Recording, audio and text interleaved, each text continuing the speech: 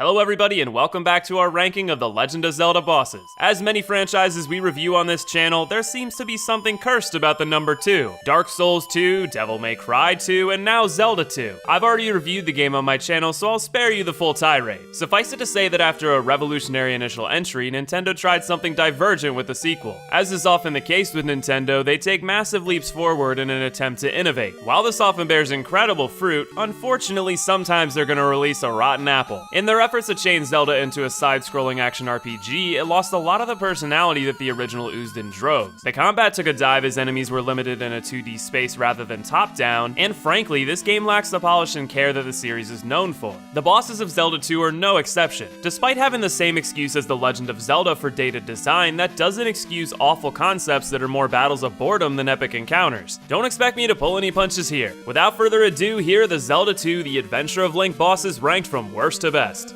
Number 8, Cara. This boss is piss, or maybe it's better to say it's pissing. You heard me right. All this blob of wizard robes does is shoot magic out of its nether region. Good thing in this game you've got magic on your side too. In fact, you've got a reflect spell to knock magic back, so cast it and sit in the corner to win. That's it. Cast a spell and go into a self-imposed timeout in the corner. It's a guaranteed victory. That's 10 points from Ganondorf to the developers for leaving in such an egregious exploit in the first place, but the exploit is only necessary because this battle is nightmarish without it. Cara teleports from the moment he fires magic, leaving you with very few options. You could try to hit him with a sword, but good luck surviving long enough to do it effectively. You could stay in the middle of the arena and reflect his magic back and forth, but here's the catch. When you deflect his magic, it flies back in the direction it came from. If he's already teleporting, it's extremely unlikely it will hit him unless you're firing in the direction the majority of the arena is in. This is because that raises the chances he'll teleport in the path it's traveling. Basically what I'm saying is this exploit is encouraged. Now if they were gonna force it on you, the least they could have done is add in some other mechanics. Maybe another attack where he summons magic from above and rains it down on half the arena, for example, to keep you from camping. I just feel like this is such a half-assed design, especially when you consider that there are normal whiz robes in the game that function identically. This one just hyperactively amps up the magical piss like he just snorted a few lines of cocaine while taking in tequila through a butt funnel. At least that'd be more enjoyable than this terrible fight.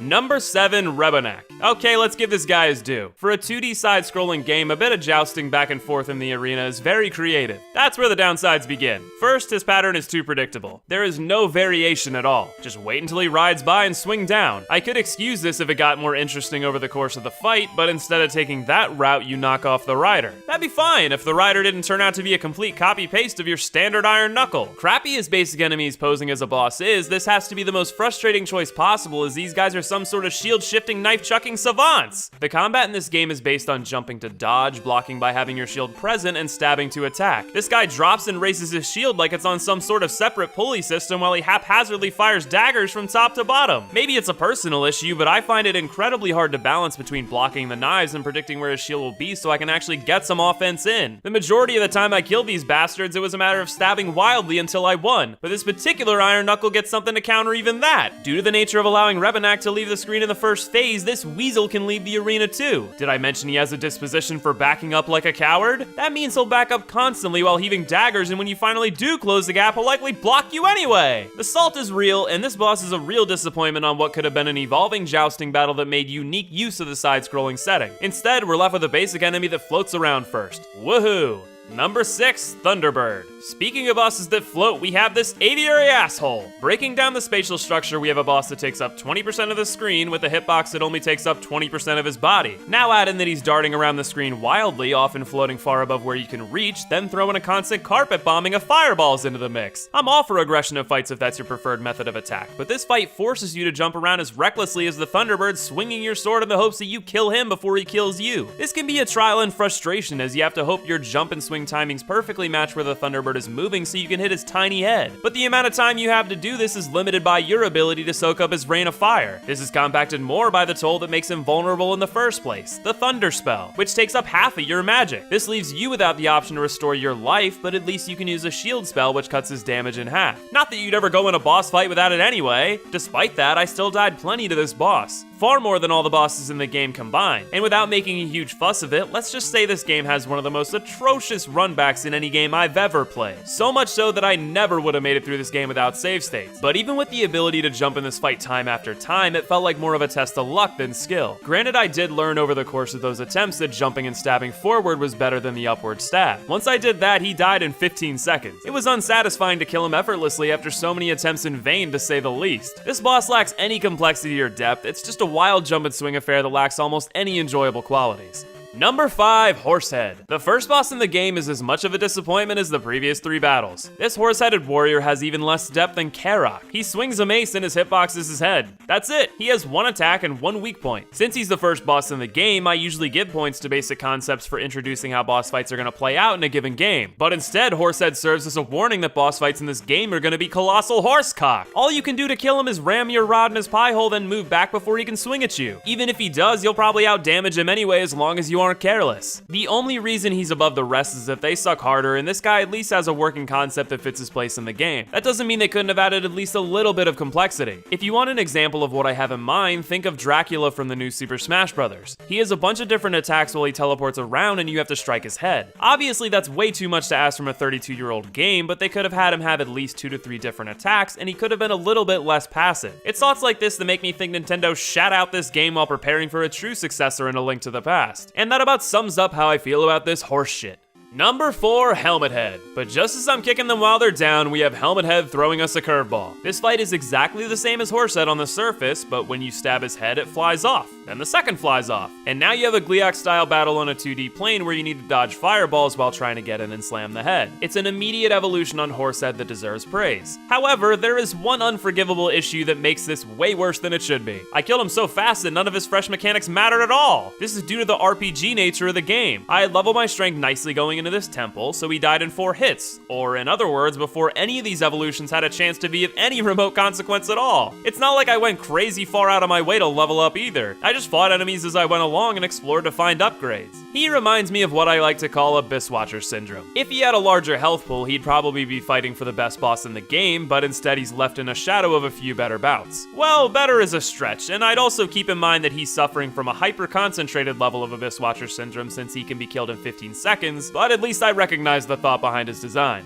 Number 3, Guma. I debated for a while between whether Guma was better than Helmethead or not. If Helmethead had more HP, it would be no question. This is because Guma is also an evolution on Horsehead, but mechanically he doesn't push the envelope to the same degree. Just like Horsehead, he only has 1 attack. He swings his flail constantly. Unlike Horsehead, you can hit him anywhere to deal damage. So it's a trade-off. Easier hitbox for more strict offensive windows. That's certainly better for intensity, and I prefer a larger hitbox, but it's not like he makes leaps and bounds in terms of advancement. The only reason he's not trading spots with Helmethead is thanks to his greater HP pool, which really only comes into play as a result of his placement later in the game, which you could slight him for being so basic at a point that far in the game. So basically what I'm trying to say is he's continuing the trend of booty, just slightly less so than his previous peers.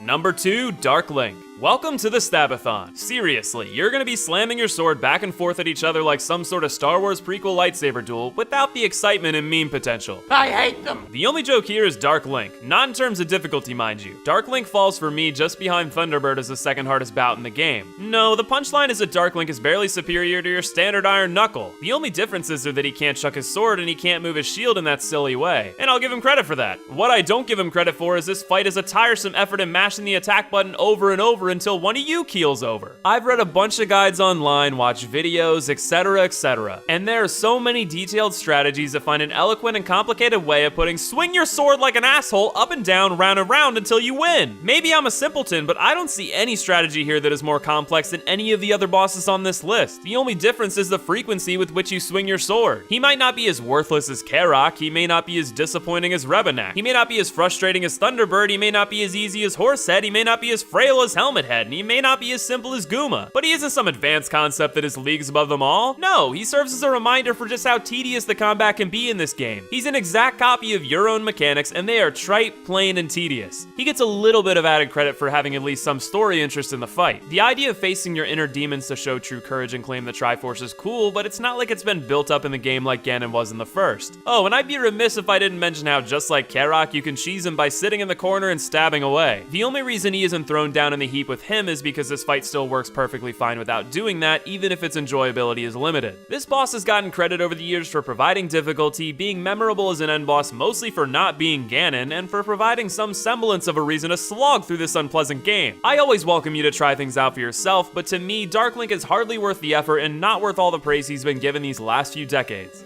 And the number one best boss in Zelda II: The Adventure of Link, Barbra. I wouldn't call Barbra topping the shit heap as a consolation prize. Outside of the idea of Helmethead having more health and Darkling's significance in the story, I think Barbra is the only worthwhile boss in Zelda 2. For starters, I like that it's different from all the humanoid visual designs you've seen to this point. The first Zelda was filled with mixtures of different creative monsters, so why are the designs in this sequel so uninspired? It's not like a fiery dragon is some revolutionary breakthrough, but at least it stands out. The mechanical design stands out too. Most of this game boils down to spamming your sword in between some blocked attacks or quick dodges. For Barbra, it's simple but satisfying. He'll come up at random and shoot fireballs arcing downward. You have to dodge them and attack his head. Unlike Horsehead, it makes sense for that to be his weak spot considering his size and how long he leaves his body vulnerable. This requires you to have great timing with your dodges and platforming to strike the head as it falls, or you could be ballsy and skullfuck him. The random nature of his appearances adds some spice into the mix too. It reminds me of the Phantom Express from Cuphead in that regard, and while it's more simplified due to its age, it at least did something I thought was notable. It's not the kind of innovation that The Legend of Zelda brought to the table, but it's enough to earn him the nod over all the rest of the bosses on this list, and my award of the only above average boss in Zelda 2. I know I was extremely critical on this game and its bosses. In reality, the bosses in the first Zelda are just as simplistic, but to me a sequel should push the series forward, not keep it stagnant at best, and arguably make it worse. And it's not like I gave those bosses the highest grade in the world either. None of the bosses in these two rankings have been far beyond average territory. On a positive note, this is far and away my least favorite Zelda title, and from here on out we're moving up quickly from a technological standpoint, so we've got plenty to look forward to as we move forward in this series. It feels a bit shameful to be so universally harsh, but I'm always going to deliver my honest opinion. I of course always welcome you to do the same in the comments below. Be sure to subscribe to stay up to date on all the latest content from the channel, and if you enjoyed this roast, consider leaving a like. It means a lot to me to know you're enjoying the content. Thank you all for watching, much love to you, and I'll see you in the next video.